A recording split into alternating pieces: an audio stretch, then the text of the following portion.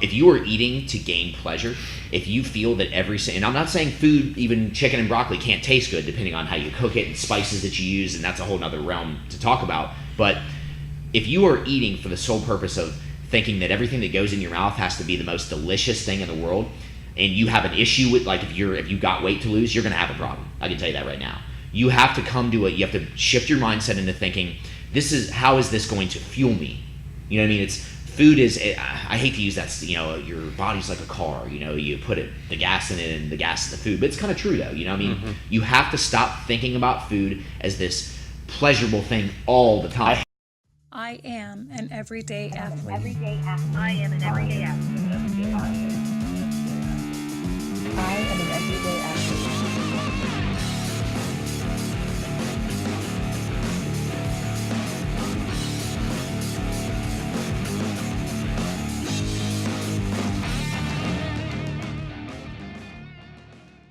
Good morning, everyone. This is Jarrett Basson with Mark McCain, and you are listening to Everyday Athlete, a podcast devoted to bringing you the amazing stories behind the lives of day-to-day CrossFit athletes like yourself.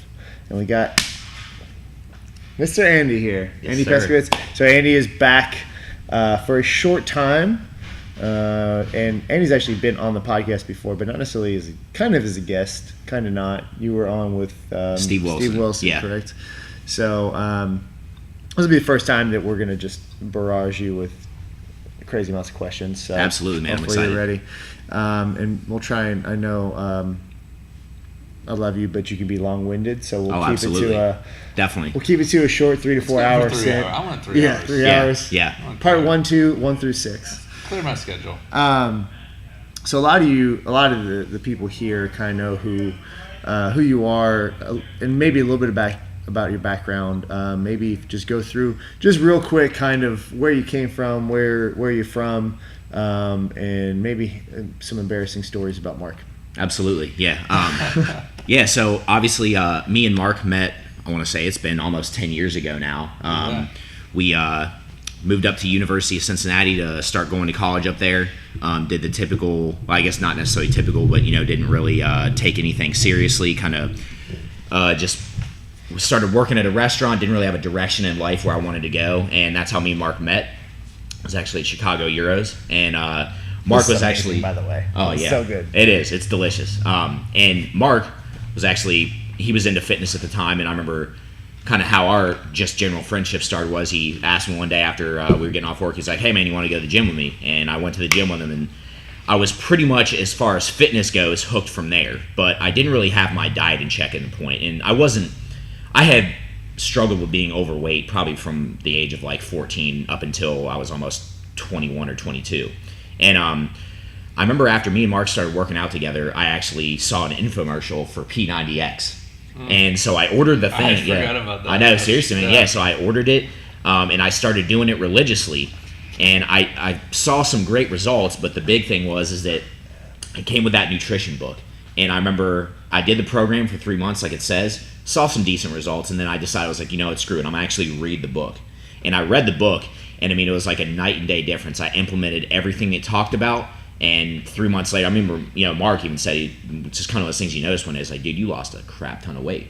I remember going over to my dad's house. I hadn't seen him for almost 2 months, and I walked in, and he literally, he said, he was like, holy shit. And so what were you? Super noticeable. What were you like? Where were you at versus where'd you end up? So right now, obviously, everybody who knows me and sees me on a daily basis, I weigh about $175, give or take. And I was, imagine me where I'm at now with about another 45 to 50 pounds on my frame, and we're not talking muscle.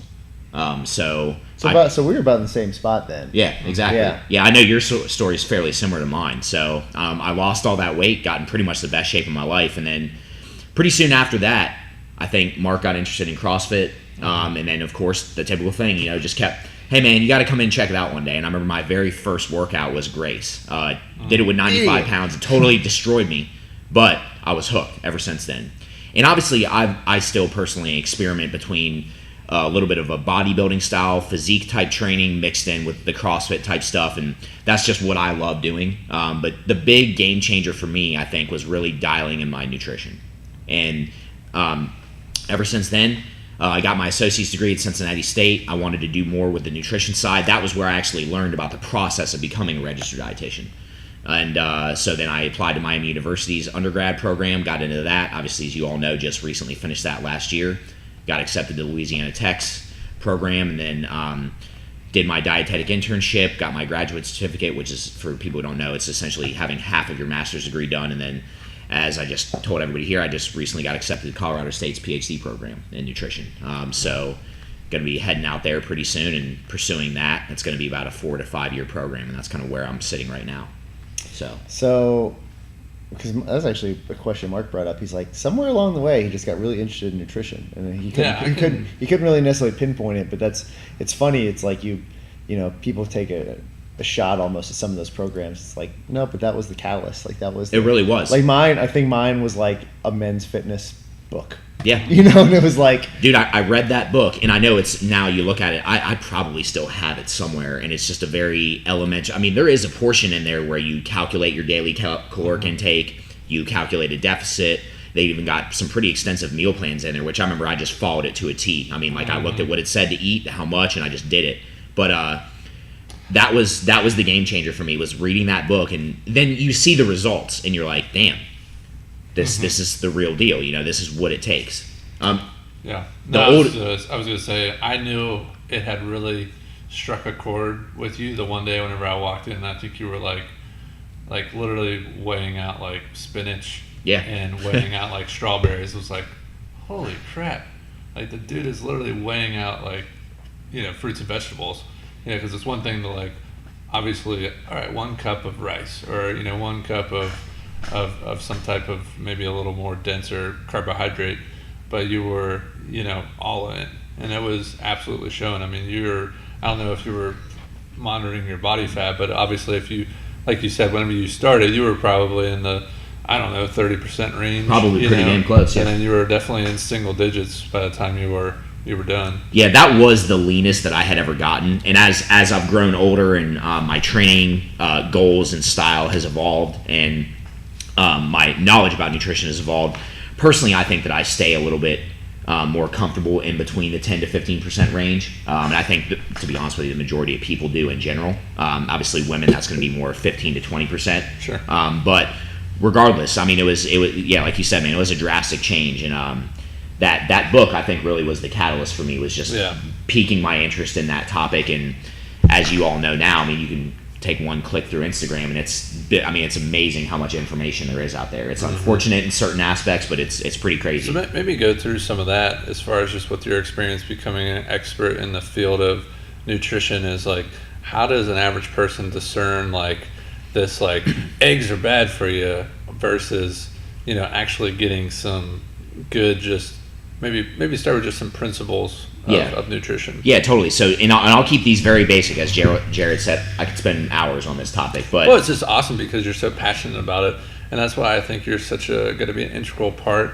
And it's been great to watch you develop, kind of being in this passenger seat and watching you, honestly, as an innocent kind of bystander, to maybe even maybe stoking the flames early on with just a simple invite to the gym or what have you, and you know, lifting, you know, doing some CrossFit together. But it's been awesome to see this passion ignited in you, and to see this new kind of path kind of laid out in front of you. And I have no doubt that you're absolutely going to go out to Colorado State and focus and just learn so much and grow so much in those 4 or 5 years. And it's been great to hear you express, you know, a macro picture of you wanting to be with us. And as long as, you know, obviously a lot can happen in that time, in which we, you know, spent a lot of time talking about over the last couple of days. But for you, you know, because it's a complementary thing, right? We have this program here that is, you know, high intensity training, and we know the scientific, you know, benefits of getting the heart rate up and using resistance training, and this having this well-rounded kind of approach to fitness, and understanding that there could be shortcomings with that, but trying to acknowledge, you know, the shortcomings and combat those with, you know, more strength and flexibility and mobility programs that, you know, where CrossFit gets a bad name around, and just trying to have the best coaching around and so on and so forth. But you can have all that, you still need to conquer nutrition. So whenever you look at nutrition, you know, some of your principles, like you said, are maybe the following. Yeah, definitely. So I think the big thing that everybody, no matter where you're at in your personal nutritional journey, your knowledge base, you really have to make sure that you are sifting through some of the BS out there. And the easiest way to start off from a base level for me and for everybody else, I think, is you do want to try and steer clear of people and websites and specific things that say you have to do this. That's one area where I think you can run into a slippery slope, because at the end of the day, nutrition is extremely individualized. There are base level recommendations that will work for the majority of people, as we talk about. Even something as simple as eating less. Right. That's if there's people out there who need to lose weight, saying that they need to eat less is going to work for them if they implement that. It's that strategy. But everybody is going to want to have personal preferences. They're going to have different lifestyles. They're going to have different social structures. They're going to have different family structures. Certain cultures specifically eat a lot of starch heavy foods, or some cultures kind of veer a little bit more towards higher fat foods. So to tell either you got to cut that out, you can't eat that anymore, it just wouldn't make sense over the long term. And what I'm all about is long, sustainable, lasting results. I want to work with my clients and help them build a lifestyle where their nutrition is incorporated into that, and it's something that they can not only see results with, whatever that goal may be, and then be able to rather easily implement some simple behavioral strategies and take that for the rest of their lives. Yeah, it's not like a daunting, nutrition is this mountain I'm never going to climb. I always tell everybody when I talk to them, I was like, you know what? Give me a year of your time and you'll never have to talk to me again. Wow. And it's just one of those things where, and that's my goal. I don't want people to ever feel like they need me for the rest of their lives. And I think part of the reason why I want to pursue my PhD, not necessarily to teach, I guess in a way, you never know, that can change, but I do love teaching people about nutrition. But yeah, just that base thing, don't get caught up in the you have to do this, you don't have to do that.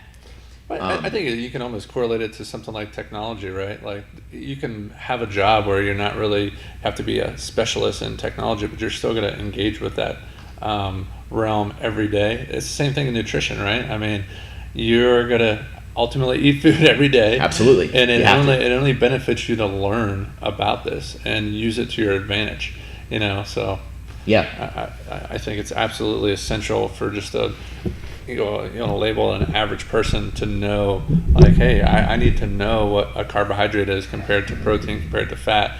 And then once you get through that initial baseline, then we can dive, obviously a little bit deeper, and it's only going to benefit you even more. Because again, it's just simple cliche saying that knowledge is power. In situations like nutrition, absolutely. Oh, absolutely. Yeah. I mean, and again, as we said too, building upon that base level, that knowledge base that I think everybody should genuinely have. As everyone knows, I'm a very big advocate of eating the majority of our foods from a whole foods, unprocessed, very natural diet. I think everybody in this country, whether you've got nutrition dialed in or don't, can benefit from that recommendation. Obviously, some people, that might be all you need to say. Right. There are plenty of people out there where they make that simple change. They stop eating crap and they start eating nutrient-dense food, whatever that means to you, whatever the structure of that diet, whether it's low carbohydrate or high carbohydrate or low fat or high fat or high protein, whatever that means to you, and they see amazing results. I think that was why you saw such an uptick in the quote paleo diet is, you could eat whatever you wanted as long as it followed these very kind of broad guidelines. Definitely. Because all it really was, all you were really doing without telling them was eating less processed food and eating more and less calorie dense food, right? Your half a cup of Cheez-Its is the same thing as 3 cups of broccoli. So it's and everyone, you see those comparisons, people a lot, and I'm going to start getting into these, are very interesting on Instagram, where they'll compare 100 calories worth of different foods, and you'll look at like 100 calories worth of jelly beans is maybe the size of my fist, but 100 calories worth of cucumbers, I mean, it's a plate of freaking cucumbers. Yeah. And as I always tell any of my clients, when you're dieting, volume eating is an extremely, that's basically what that is your swap. Look, can you lose weight eating crap? Absolutely, you can. It's been proven. There's been studies done on that. Is that the ideal situation, not only for long-term health, but for success of the diet? Absolutely not. You just get those catchy. Nicole Capruso had one when it was I got abs by eating donuts. Yep. And you can, but isn't ideal. I'll tell you what, you're also going to feel really hungry. Definitely. You know, because Definitely. because that little donut is so calorie dense that like if you have an allotment, and the funny thing is it's a pretty simple math equation. Gain weight, what is it, 500 calories? Yeah, surplus. Eat an extra 500 calories, surplus 5. You want to lose weight? Deficit, 500 calories. It's a really simple math equation. When you break it down that simple, again, that works for some. You talk about, this is funny, the correlation between like weightlifting and CrossFit and nutrition and mobility. Ask anyone who's been in their game long enough. You ask a nutritionist who's been in the game long enough, a CrossFit coach, an Olympic weightlifting coach, ask them a specific question, and their answer is going to be, it depends. Yeah, exactly. And that makes people mad, but it really is the truth. It's always about context.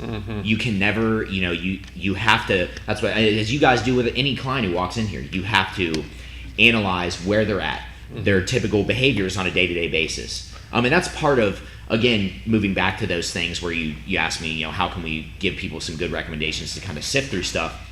One way that you can find where people, they really have a good knowledge base about nutrition is understanding that you have to really do, we have a process we go through with patients in the hospital setting. It's called ADIME. It stands for Assessment, Diagnosis, Intervention, Monitoring, and Evaluation. And that's the way we do our charting as dietitians. And you have to do that with everybody you meet. Obviously, it's going to be totally different in this type of setting. You're not walking in there with people with diabetes for 10 years or someone who just had their foot amputated. It's not like that. With that said, you need to assess a client. You need to assess where they're at, what issues they do or don't have. Then you need to make a diagnosis. And that could be something as simple as like, hey, let's start eating 160 grams of protein a day. Let's just start there. And then you have to figure out a way to make an intervention to where they're going to stick to that. And then a way that you can monitor and evaluate the success of that intervention. And if it's not being successful, how you can make changes to that to move forward to make it successful. It's 100% just like a fitness program. Yeah, I was about to say. I mean, it really is. The correlation is almost identical. It's if you've got someone, they come in. We just had a new girl start barbell yesterday, and it's her assessment is that we're going to take a big step back and we're going to probably work with an empty barbell for minimally 4 weeks. Is that to say that she's not going to be a good weightlifter? Absolutely not. She has the foundations there that could be a very good weightlifter, but it's going to take her a little bit longer to get there. I think it's one of those knocks on CrossFit. Honestly, is like it's going to get you hurt or whatever, and so on and so forth. The fact of the matter is, a lot of people find this program and they're already broken. So it's just like, hey, look, you're I don't know, let's just say a 35-year-old male, and you played sports your whole life, and I look at myself like I was a baseball player and a football player and a basketball player, and it's like all these shoulder kind of dominant. Did you see any of this photos of like just got like pictures like right before they're about to release, and their arms? Your body is not designed to throw a 6-ounce ball, 90 miles an hour or whatever. Right. And it's like you find this program, and it brings to light those issues. And again, a good coach will obviously tell you like, hey, look, you really need to stay light overhead, and you actually need to work, with a crossover symmetry machine or just doing some banded pull-aparts, whatever the prescription may be, or actually, have the humility to be like, look, actually, this program might not be for you at the moment. You need to go, get some work done on yourself, whether it's a sports chiropractic guy or just refer them out. But at the end of the day, especially maybe even see it more on the men's side, you have that ego. And I think a lot of people, when it comes to health and fitness, until they get that, like, you're going to die unless you really do something about this, then they really start to have action around that, or they want to pass the buck on someone else, until that. So it's like, oh, well, CrossFit got me hurt. Well, no, in reality, like, you knew you've always had shoulder problems, and we told you to stay light, or we warned you of like this scenario, but you just don't listen. So I think that's probably the root of the matter. Is I feel like more and more, obviously, with the information world that we live in, like, so many people do get maybe even contrasting things with nutrition, but by and large they know a donut's bad for them. By and large they know pizza, cake, all these pastries, all this dense carbohydrate foods are bad for them. They don't contribute. They're just not like willing to do it. Like, and they know that, look, hey man, if I just I got don't off like broccoli. I don't so care. what? Yeah. One of I the don't things love doing burpees, But it's like when you look at the athletes in CrossFit, it's like there's a lot of, we all know these people that were maybe dynamite athletes, and man, if they would have just cared or they would have just done a little bit more, they could have maybe made it to the next level or whatever it is. I think it's the thing with CrossFit. It's just like, you're seeing a lot of genetically gifted, talented people that make it to these high level competitions like regionals and the games. But at the end of the day, they're just more disciplined. Yep. They're the ones that are willing to go to sleep, put away the phone and to put in the hours of the gym on the non-sexy skills and just work on that fundamental type stuff and eat for performance, not for entertainment. Absolutely. So it's just like, we can talk ad nauseum. We can take 3 hours, 4 hours, 5 days and talk about all this stuff, but it just has to click, with people, and it finally has to settle in. And it's like, and we've had clients where we've seen them like really come in and hit the ground running with working out and so on and so forth. And they're like, those are massive red flags, by the way. Yeah. You initially lose that 15, 20 pounds, and then they're like, well, I reached the plateau. And it's like, well, have you looked at your diet? And it's like, well, how do you eat? And I think Ben Bergeron says this whenever you ask people how they eat, like, how do you eat? Pretty good. Like, that's everyone's answer. Like, oh, how do you eat? Pretty good.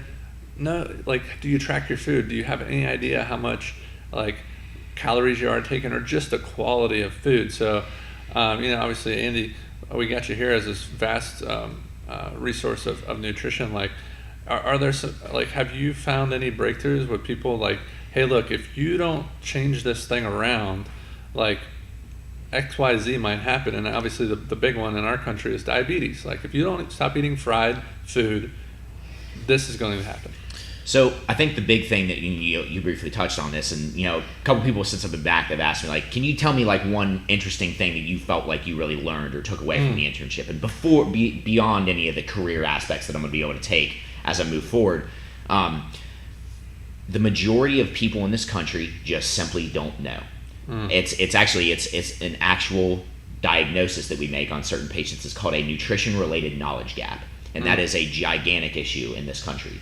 And like you said, people just simply, I was telling this story the other day. I walked into a couple patients' rooms. They've been diagnosed diabetics for over 10 years. And I would ask them, had they ever been educated on a carb-controlled diet? And they would look at me and say, what is a carbohydrate? And obviously, as someone who, you're... So maybe even step back, sorry. Explain to us, whenever someone is diagnosed as a diabetic, what is that? So there's typical criteria that denote someone being diagnosed as diabetic, and usually that's going to fall under a couple different categories, one of which would be like a fasting blood glucose test. I know A1C is another one, and A1C is essentially where doctors, they look at how it's based on a percentage number, and it's if you're somebody who has blood sugar issues, it's how well those are being controlled. Right. Usually that's something that's mainly tested in people who have already been diagnosed diabetics, and then the doctors look at that, how well they're controlling their blood sugar. But you might see a situation where you have a patient where they wouldn't necessarily have outrageous blood sugar numbers on a day-to-day basis, but you would look at their A1C and it's elevated. And some of those things, obviously it's not in a diagnosis, but we do have a lot of people in this country who they're considered pre-diabetics, where they have elevated fasting blood glucose numbers on a daily basis. But the big thing there that you're going to get around is people where, obviously, type 1 diabetics, that's a genetic disease. That's not that type 2 diabetes it's dubbed the lifestyle disease. Right. That's what I was kind of going with that. Yeah. Is like, what is the leading contributor to? So I think the and this, I'll keep it simple because we can get very controversial with this. Sure. A lot of people would tend to vilify. We can get controversial. Yeah. A lot of people tend to vilify sugar as the main contributor to diabetes. And in my professional opinion and a lot of other professional opinions, I don't think that that's painting an accurate picture of the whole story. The reason why is a couple different things.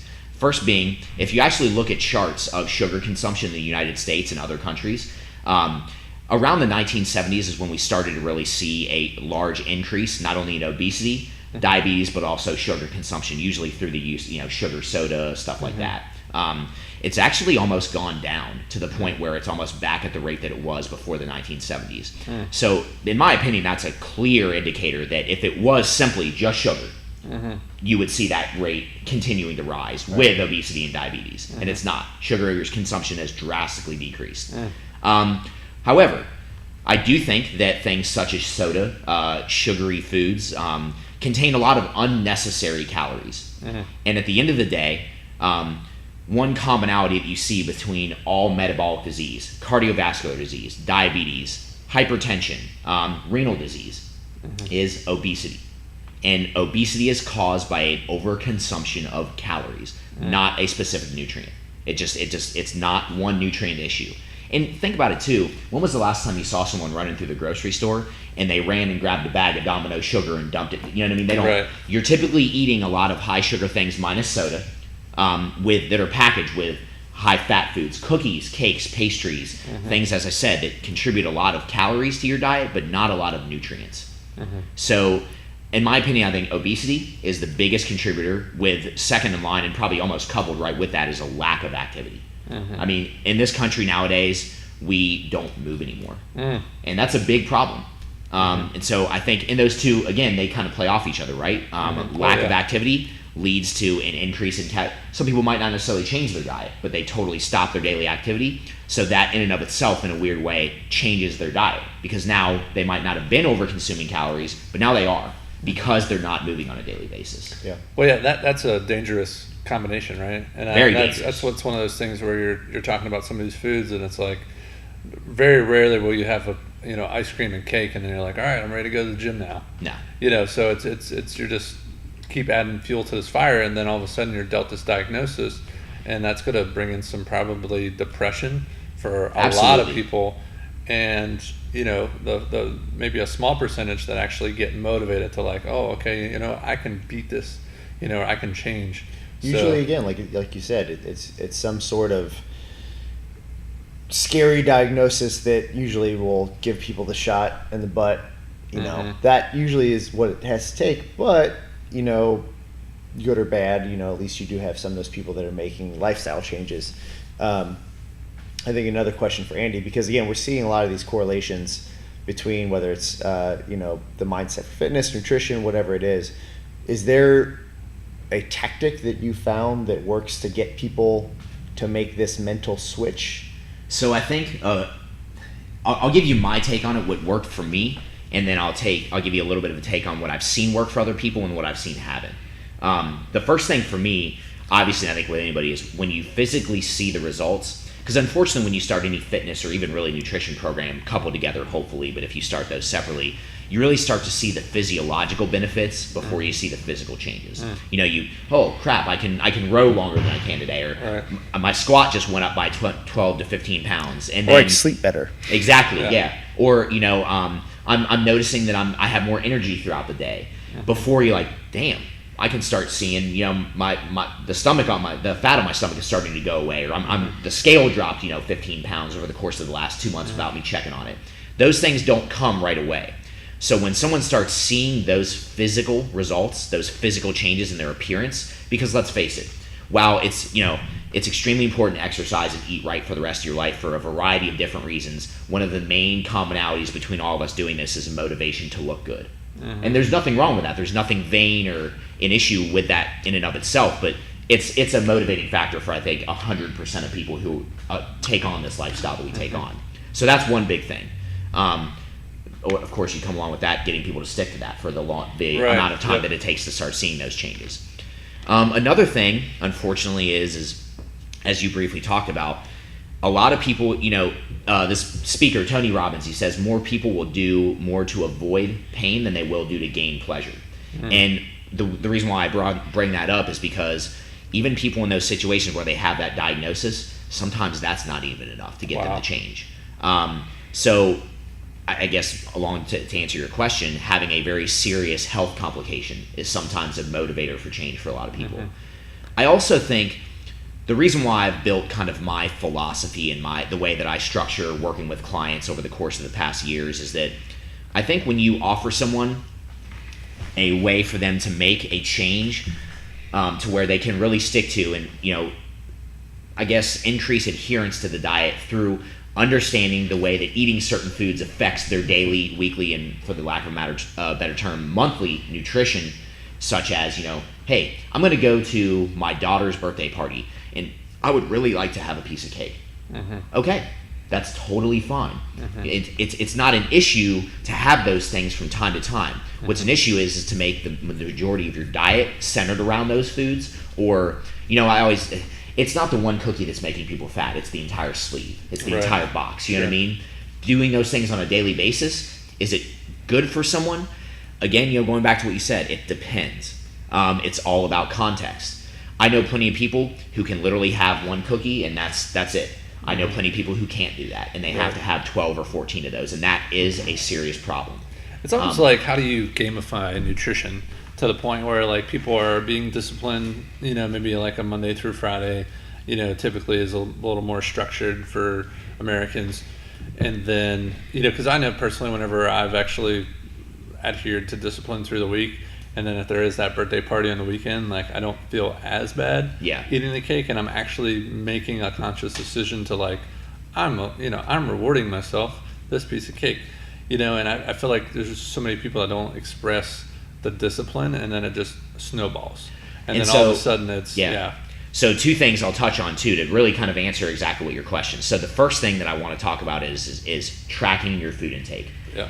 That's dietary tracking, whether it's through a food journal, MyFitnessPal, MyMacros+, whatever program somebody wants to use. That is one of the main stays of a successful nutritional intervention, period. You will very rarely will you see someone who's seen great success through whether they want to try a low carb diet or a high carb, whatever it is. One thing I guarantee you they will tell you is at some point I was tracking my food intake. I was writing down. I think again that's coupled with working out too. Like if you get someone that's actually tracking their progress when they're working out, it adds so much more fuel to the fire. Definitely. And then the second thing is really putting an emphasis on those behavioral strategies. And the reason why I say this is that certain people just aren't ready to track macros, or some of them don't care, and that's totally fine. Because as you said, that's another big thing. A lot of people just don't give a crap about nutrition. Some people feel that, I'm just going to go to a gym and work out for an hour a day. Screw what I eat. I don't care. Maybe it's, unfortunately, you get a lot of this stuff too. Maybe they might have a spouse who doesn't care, and it really does kind of help them, or it kind of hinders them from making that progress. So really focusing on, is there a behavioral issue that's causing people, as you said, to not adhere to the diet? And how can we kind of attack that? Because believe me, those problems, being at a party and seeing some cookies and eating 7 as opposed to half of one or one, those never go away.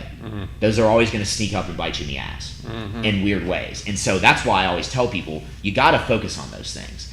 And to the same extent, if I have a client who they can't hit a daily protein intake, we've got no business telling them, all right, you need to eat 200 grams of carbs a day and 60 grams of fat. I mean, there's no reason for you. It's kind of like if you guys have people who can't do pull-ups, you're not going to be having them try muscle-ups. You know what I'm saying? Like it's that extension of those different exercises. It's the same thing. It's the extension of those behaviors. You have to work on that baseline stuff so that you can establish the correct behaviors, what it takes to be successful, and then build from there.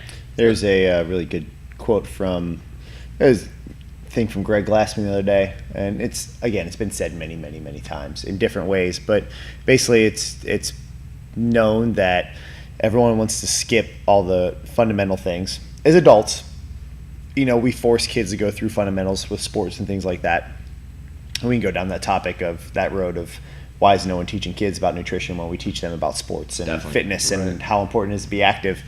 But everyone wants to skip the fundamentals and jump right to all the sexy things, and the clear indicator is things like muscle ups.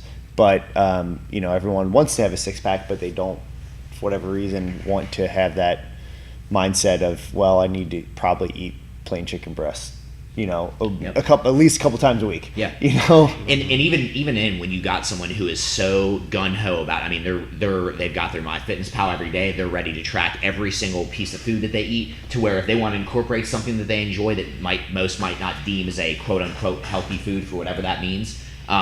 Again, there are going to be meals that are going to be boring as hell. There's going to be meals that are going to be super bland. There's going to be meals that literally consist of lean protein and vegetables. It's the way it is. Even those people you see on Instagram who are, they're the if it fits your macros people, and they only highlight the meals of crap that they eat just to make it. This is the ice cream sandwich I got to have at night. Yeah. Oh, you did not discuss what were the other 3 meals you ate that day? Right. You did not discuss the plain chicken with some, like you said, some broccoli. That were the other 3 meals, so that I could have this at the end of the day. And even if you have someone who wants to do that stuff on a daily basis as opposed to one day a week or something like that, remember, it's I keep harping back to that 80-20 thing. The idea is that 80% of the time you want to be eating 100% whole, unprocessed, clean foods, and then 20% of the time you can be a little bit looser with things. Obviously, again, that's going to be based on what the context is of the individual, where they're at, whether they need to start. Obviously, if you have someone who is 50 to 100 pounds overweight, the last thing that you want to tell them is that, hey, as you said, a good behavioral strategy, let's cut out the crap. Let's stop eating these things and see what happens. Because they're going to be starting with little to no nutritional knowledge, and making a base level recommendation like that is going to start to probably produce results. And again, you simply build off that. As you move forward, as they reach certain plateaus, you start, I always use the analogy, it's like a toolbox. So you start, you just got that, you got a screwdriver, okay? And the screwdriver says, hey, stop eating processed food, increase your protein intake, increase your fruits and vegetables. And then as you move forward from there and you reach, you got something else that you need another tool is, you just keep bringing stuff out of the toolbox. You don't want to bring everything, you're not going to bring the entire toolbox to nail a hammer into the wall, or to nail a nail in the wall, you just need a hammer. And it's kind of the same thing. You use these different tools, you implement them when you need them, you build off of one another, and then eventually, before you know it, you got a freaking house. I think, when I look at the wide variety of prescriptions, whether it's fitness or nutrition, like there's, I look at someone, like I have certain family members that I know don't exercise at all. So their prescription might literally just be like, hey, why don't you just go walk for 30 to 60 minutes? Just walk through your neighborhood, just go for a walk. And they don't need CrossFit, they don't need deadlifts and squats yet. So it's kind of like what you're saying there is, it's really tough because, like you said, it's progression. As kids, we start at first grade, and you're learning all this stuff, and you go all the way up to 12th grade. And within that, some people are maybe a little more naturally gifted, so there's different programs, so it's finding where obviously your clients are in that moment, and them being able to receive it. Like, what do you mean I'm only in first grade?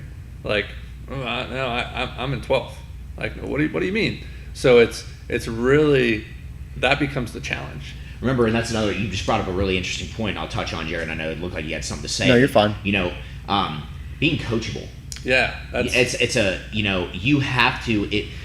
You have to participate in your own rescue. If you have an issue that you need to resolve, whether it's through fitness or through nutrition, and you've got, as you said, that's the beauty of it. There's so many programs and methods and to the madness that you can do nowadays. If you're someone who loves eating higher fat foods and just doesn't have a personal preference for high carb foods, you can absolutely be successful on a low carb diet. As you guys know, I don't advocate for one particular way of eating. I advocate for individualization. But with that said, you have to, if you're not an expert on the topic, you have to be willing to listen to someone who is. Because if you are not coachable, you will not learn. You will not learn what you need to do. That's a through point for everything. Everything. Like that's the same thing. Like if you go to a job and it's like, you're probably not going to be a good employee if you can't, like, if your boss tells you to do something and then you're like, well, I don't agree with that or whatever. I was going to say though, one through point or just commonality through all of this is whether it's fitness, whether it's nutrition, whether it's probably just daily life things. Notice we didn't talk about any micronutrients. We didn't, we didn't talk about like you got to have. No. But my point is like that doesn't matter for the wild vast majority of people. Like we're not talking. There's an anabolic window. It's kind of like it's hearsay. But here's the thing: is like we're not talking about any of that. We're just talking about super basic things. And I think people get so wrapped up in the sexy things. Exactly. Like again, attribute it to the muscle up or whatever, and it's like, can you get a bar here? Right. And it's hey, can you increase your daily protein intake? Can you start eating 4 ounces of protein at every meal that you eat? Can you do those simple things? And Mark, as you asked me earlier, you're like, what's something where you see people being successful? This is going to be the least sexy answer I can give you. People who just listen and do it. You know what I mean? Consistency. Absolutely. That was it. We talked to Consistency trumps everything. Steven the other day when we were on the podcast. It's like, who are the best athletes? The people who are consistently doing it. They're not the ones that are doing more per se. They're just the ones that are showing up every day and giving. And that was, was the point of the way we program things now. Again, we don't have this part A, part B, part C.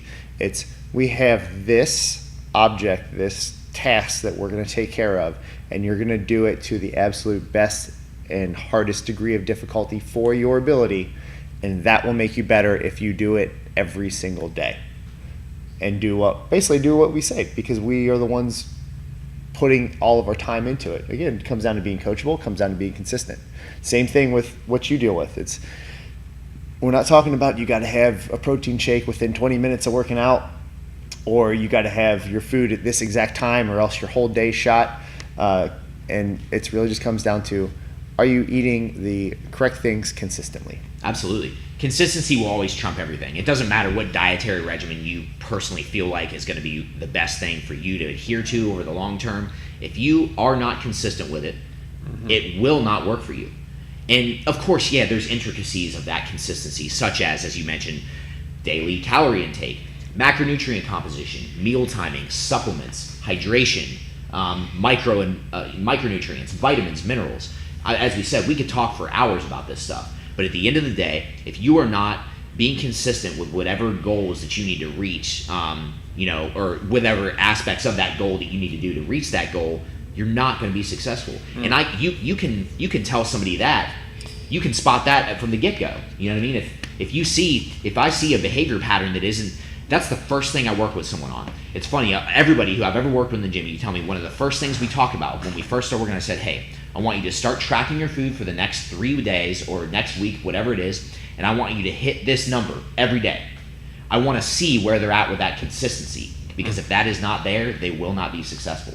And it's unfortunate because, you would love to be able to find ways and find a program that helps kind of bypass that consistency. Or, I always talk about, if there was a dietary regimen that would totally take calories and throw it out the window where it didn't matter, I would be rich as hell, man, because I would be totally behind that, because that's be the holy grail of dieting. It doesn't exist. You have to have something that's going to help people be consistent and help adhere to whatever goal they have. If it's losing weight, they need to be in a deficit. If they're trying to put on muscle, they need to be in a surplus, et cetera, et cetera. And then hitting that, getting it every single day, even when it's not easy. It's never, life sucks sometimes. It's never going to be easy, and believe me, there's nights where I'm getting home after I've been here all day, or even during my internship, I get out of the facility. I've been there for 12, sometimes 13 hours. And the last thing I wanted to do was eat some chicken and vegetables. I would have loved to go, get a box of cereal and went to town or grab a pint of ice cream. But what I didn't do is I didn't do it. I made the choice. I'm not saying I never did. I'm by no means. I think a lot of people have this misconception that I'm totally perfect. Believe me, I love food. That's part of the reason why I got to be a dietitian. I love food. Yeah, people think we work out like a lot. Yeah, I don't work out. Yeah, but because we have balance. You know what I mean? And that's a big thing. That's the key word. In a lot of regards in life is having that balance. Any successful relationship, any successful endeavor. And again, it's like one of those things with if you have a successful business and you're just there all the time, and maybe that caused you to get a divorce. So it's like, if you had had more balance, maybe the business wouldn't have been as successful. Maybe the marriage would have been. I feel like that's a classic example. Dude, I totally agree with you. And you talk about priorities.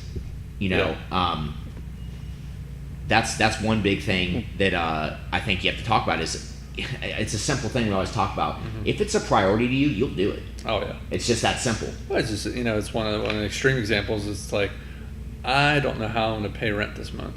Somehow you magically go out, knock on some neighbors' doors, I will cut your grass. I will, The example we talked about it was you get a speeding ticket.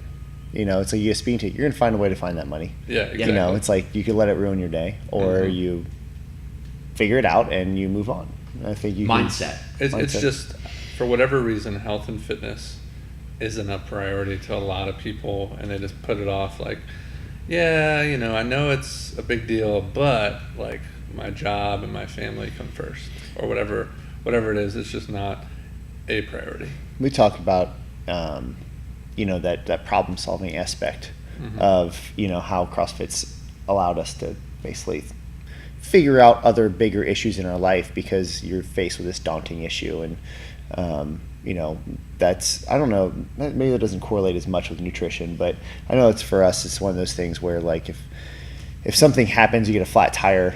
It used to be like, it's going to ruin your day, but now it's just another little thing that you just take care of and move on. It's changed mindset, Absolutely. And I'm sure that's a big part of that. That is a big part of the nutrition part of it, where it's like having that birthday cake could ruin your day, or you just pick up and you move on and realize that it's probably not going to affect anything. Mark, what you just said right there thought me back to one thing Mark was talking about eating for entertainment. You going back to when I read that P90X nutrition book, and one thing that I think clicked for me and clicks for a lot of people. If you are eating to gain pleasure, if you feel that and I'm not saying food, even chicken and broccoli, can't taste good depending on how you cook it and spices that you use, and that's a whole nother realm to talk about. But if you are eating for the sole purpose of thinking that everything that goes in your mouth has to be the most delicious thing in the world, and you have an issue with, like, if you got weight to lose, you're going to have a problem. I can tell you that right now. You have to come to it. You have to shift your mindset into thinking, how is this going to fuel me? You know what I mean? Food is, I hate to use that, your body's like a car, you put the gas in it and the gas is the food, but it's kind of true though, you know what I mean? You have to stop thinking about food as this pleasurable thing all the time. I have to eat it if it can only eat if it tastes good. Yeah, I mean, like, I'm not saying that we eat dirt, yeah, but like, if I have chicken, it's going to taste a lot better if it's covered in barbecue sauce and exactly, yeah. You have to get out, like, you want to be successful with dieting and you got weight to lose and you have that issue, you got to get out of that mindset. You have to stop thinking about food as a pleasure thing. Change.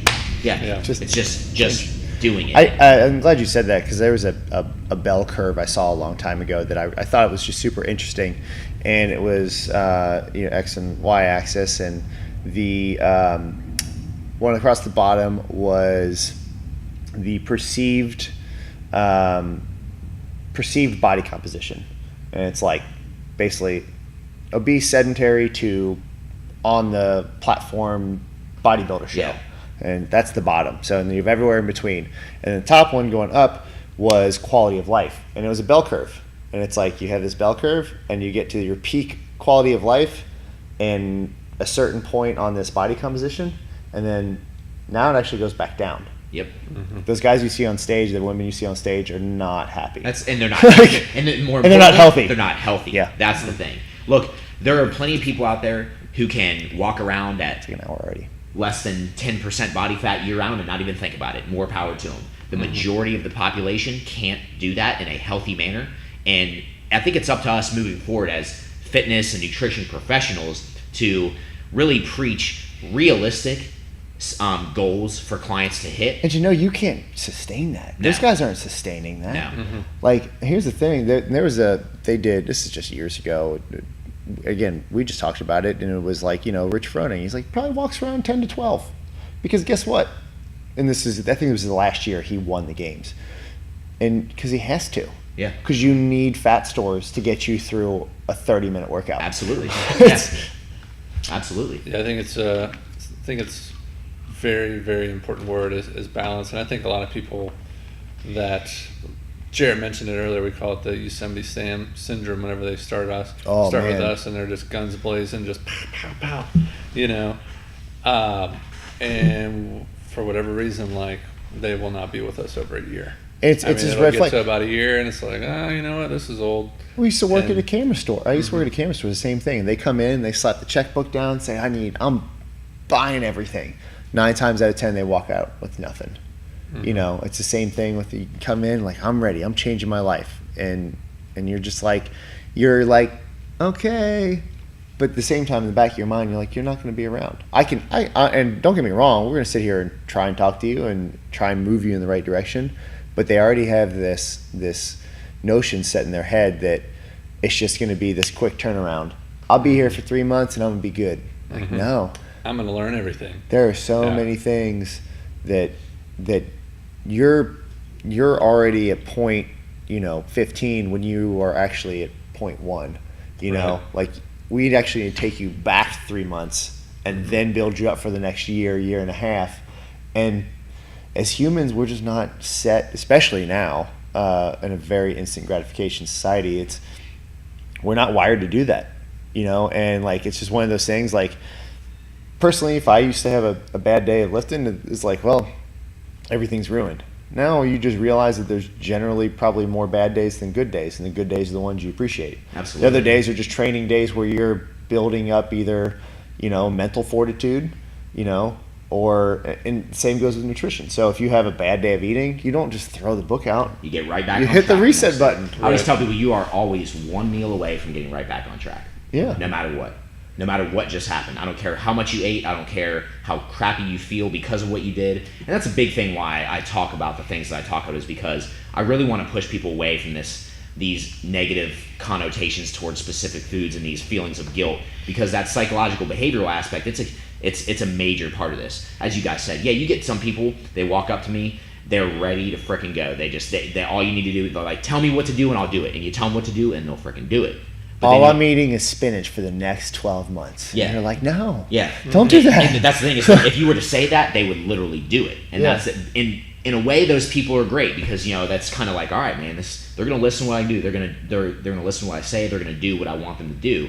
But you got to have a little bit of, you got to dial it back a little bit. Mm-hmm. And one big thing I think always, Jared, as you were just talking about, it never stops. You will always be learning. That's kind of my, we all have that mindset. I might be going to a different state to pursue a higher degree, but at the end of the day, every single one of us in this room, every coach at this gym, they have a desire to always learn more and be better. And the moment that you feel like you know everything, that's the moment when you don't. And you can't, that's when you stop progressing. Don't ever miss out on wisdom from someone else. Just because someone has a different experience than I have around nutrition, I love debating and talking about topics of nutrition with people who have different philosophies than I do, or have different, mindsets about the way that they should work with people about nutrition or how someone should eat. Because, it's just like getting cultured, meeting new people from different walks of life. It's the same thing. You have to always learn from other people. And every relationship, business, personal, nutrition, fitness, it's an opportunity for growth. Oh God, especially talk about the culinary side of things. Look at just most Asian cultures.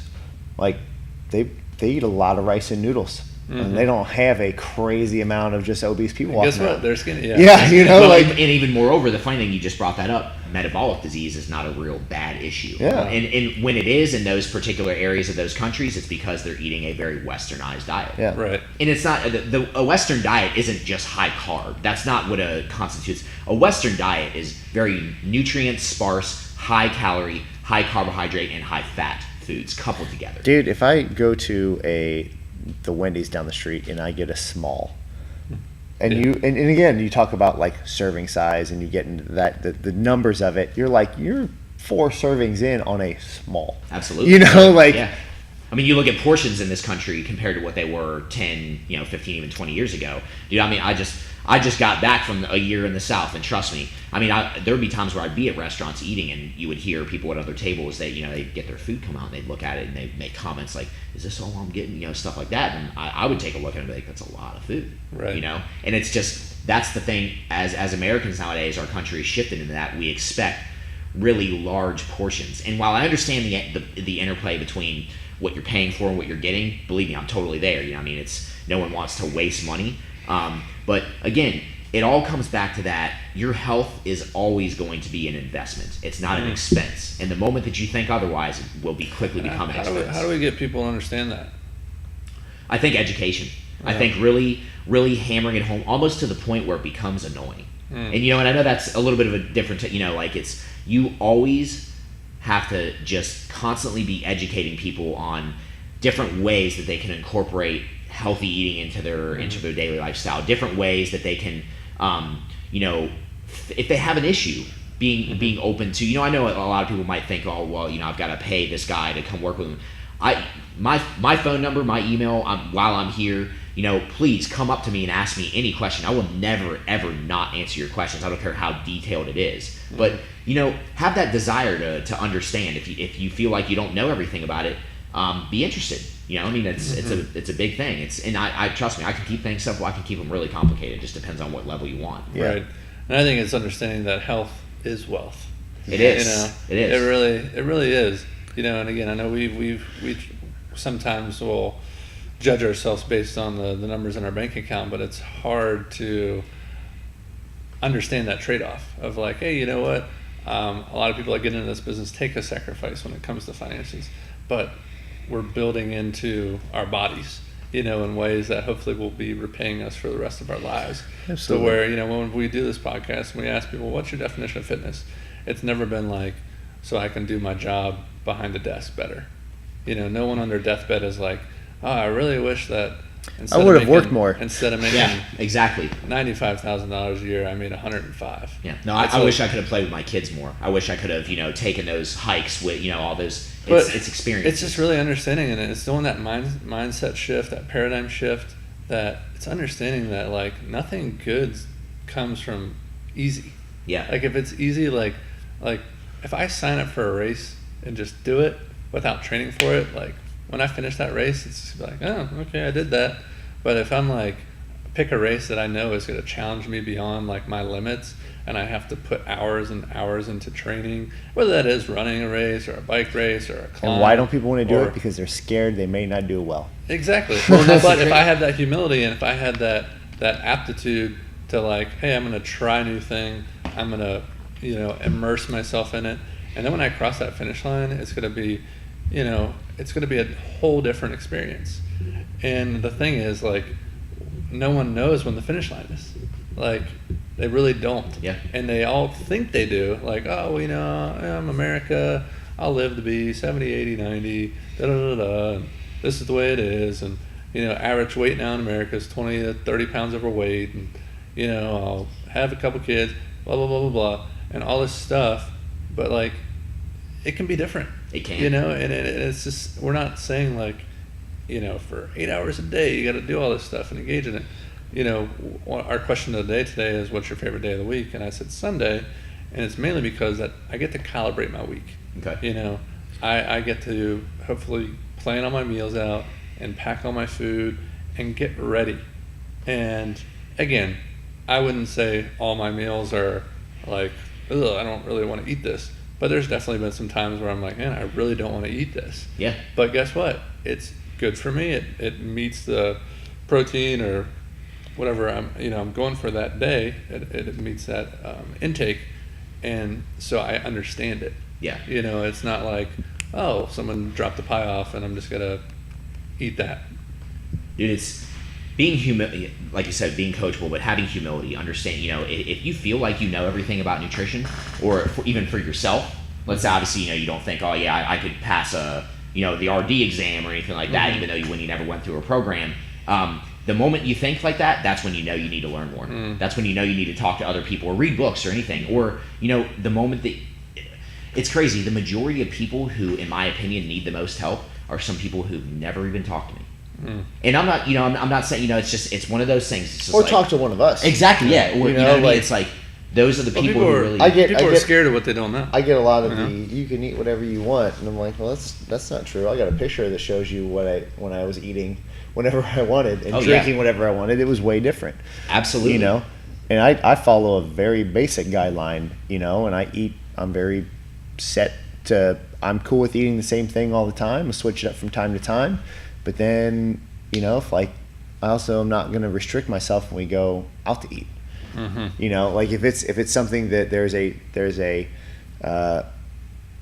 positive from not having to hold back, because it's that 80-20. Like if I'm doing good for the week, like if Saturday rolls around and we're going out to eat, like I'm not going to make myself get the salad off the menu if I want to have something else to eat. And remember those behavioral strategies. No one ever says that you have to eat every single thing that's put in front of you. You know what I mean? That's sometimes a lot of people, what they don't necessarily struggle with eating more vegetables or eating higher protein. They struggle with eating too much food, no matter what it is. And trust me, if there's one thing you can tell me about Americans, is if you tell them to eat whatever they want of a particular food, they're going to eat too much of it. Believe me on that. That is one thing. Again, it's just a commonality you see. Yeah. So yeah, I think it's one of those things too. You try to draw as many analogies as we want to.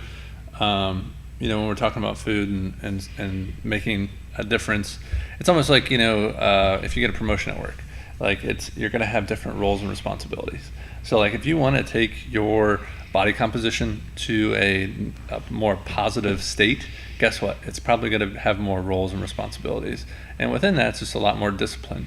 So you can't just clock in every day at work and do the same job and clock out and then leave and expect at the end of the year, like, oh, I got a $20,000 raise or whatever it is, But if you're clocking in and you're, looking for problems to solve, and look, this is simple. It's just a problem. It's a problem that everyone has to deal with, and you have to come up with your own solution. Yeah. And you have to take ownership. Look, unless you're an infant, no one's feeding you. Like you're feeding yourself. You're, at the end of the day, you're in control, believe it or not, It is. of what's going into your body, and you're in control of how much physical output. It's always a choice. Yeah. It is. And That you is a just choice have to every take day. ownership of that. And as I always tell people, whether they have this pre-composed notion about how they want to do nutrition, or they feel that I'm, the things that I talk about aren't necessarily the case, or don't believe me, as I always tell people, it's funny, I say, even if you think I'm full of shit, just apply the things that I teach and you will see that they work for you. It's that simple. Yep. Yep. We'll wrap things up because we'll probably get another hour if we don't put a cap definitely. on things. So, as with usual. yeah, no, it's good. It's good though. I mean, this is definitely, we can maybe do a second part to all this and maybe take some specific questions. Yeah, definitely. I think that would be a lot I of think fun. moving forward, me and Mark talked about, I think we're going to start to do some regular Q&As as long, we'll kind of get people to ask whatever questions they can. We'll build out the structure of that, but there's a lot of good things I think we want to do moving forward from here. Yeah, one of the great things about having our network and social media and things like that is you can do these you can be in Colorado and still be very present. So, as always, our final question is, Andy, what is your definition of fitness? My definition of fitness, you mean for myself? Fitness pizza in your mouth? Fitness. Yes. No, my definition of fit, I'll tell you exactly what I want for myself and my definition of fitness. I want to be able to live to be, 80 years old and be able to get up every day and do what I want, whether that's go to the gym and lift weights, whether that's go on a hike, ride a bike, take a walk. I want to stay mobile into old age, and I feel like having a solid nutritional foundation and having programs such as CrossFit, resistance training, cardiovascular training is going to be the key to that. As we start to get older, we're going to start to see people in our generation. I think the game is going to change for medical research and how long people are living, and I'm excited for it, man. I'm excited for old age, as crazy as that might sound, but that's my definition of fitness: staying mobile into old age. Awesome. I love it. I love the definitive cap on that. We, not that any answer is wrong by any means, but very rarely do we get like a number, because that is true. Like you can say you don't think about it, but we all think about it. Yeah. We're staving off the inevitable. Absolutely. And we want to do it as long as possible. And you want to live the best quality of life for as long as possible, and that's what it's about. That's another thing, fitness to me is living the best possible life I can live. Risk and reward. Absolutely. I want to risk that cake and pie right now so that I can enjoy myself later on. Definitely. Well, thank you, Andy. Yeah, Thank you. We appreciate you coming on, and like I said, we'll continue on and have you as much part of this as we possibly can as you go off and become a doctor and just live in scrubs. So thank you all for listening to Everyday Athlete. Join us next week as we dive deep into the lives of those who make us great.